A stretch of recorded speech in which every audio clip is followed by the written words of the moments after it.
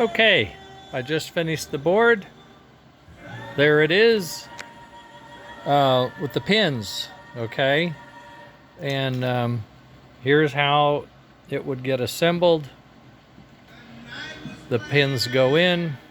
You can see there's a red, white, and blue theme. That's red, white, and blue on the Puff and Chuff sensors.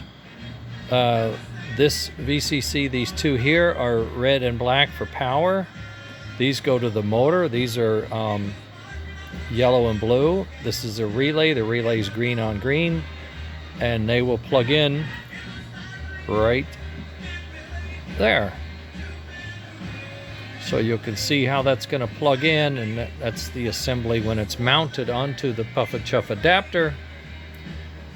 And this is how you take this board off the adapter, and then you can assemble it. And I'm going to be trimming those hanger down things, because if you look at the adapter, I soldered them in place and they kind of melted through, so I'm going to have to cut them off so I don't mess up my board too much. And then I can assemble this, and I can put this in the on the engine and begin the wiring up the chassis to the board.